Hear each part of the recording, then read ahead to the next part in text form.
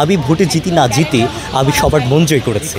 আমি যখন যাচ্ছি না, আমাদের একটা সিনিয়র জুনিয়র একটা ব্যাপার আছে কিন্তু, হ্যাঁ, মানে শুধু আমাদের না, সবার আছে।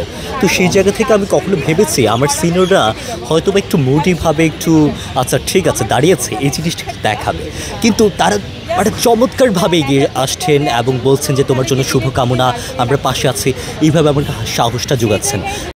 আপনারা হয়তোবা জানেন যে আমি একটু প্রতিকূল পরিস্থিতির মধ্য দিয়ে যাচ্ছি, কিন্তু সেই জায়গায় তাদের সিনিয়র জুনিয়র থেকে শুরু করে আমার ব্যাচমেট সবার যে একটা সহযোগিতা সব জায়গা থেকে, এটা আমার একদম আমি মানে অভূতপূর্ব বলবো না, কিন্তু সেই জায়গা থেকে আমি খুব খুশি এবং আনন্দিত। আমি মনে হয় আমি ভোটে জিতি না জিতে আমি সবার মন জয় করেছি। মানে আমরা দেখছি যে আমাদের যারা ক্যান্ডিডেট আছেন তাদের ক্ষেত্রে অনেক সময় দেখা যাচ্ছে আপনার আইনি আচরণবিধি যে লঙ্ঘন হচ্ছে, সেই জায়গায় আপনার প্রশাসন কিন্তু খুব একটা বেশি সোচ্চার না, বা প্রশাসন সেভাবে আপনার ভূমিকা পালন করছে না।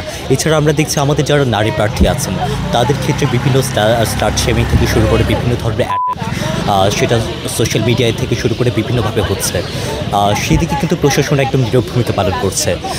তো সেই জায়গা থেকে আপনারা দেখছেন যে গতকাল আমাদের যে পোস্টার সেটা কিন্তু ভাঙচুর করা হয়েছে।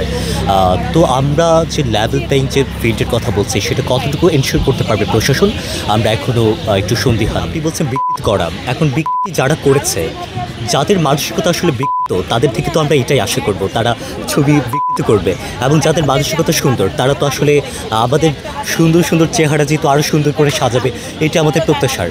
এবং তো সেই জায়গা থেকে বিকৃত মানসিকতার মানুষের থেকে আমরা বিকৃত কিছুই আমরা আশা করব, এটাই স্বাভাবিক।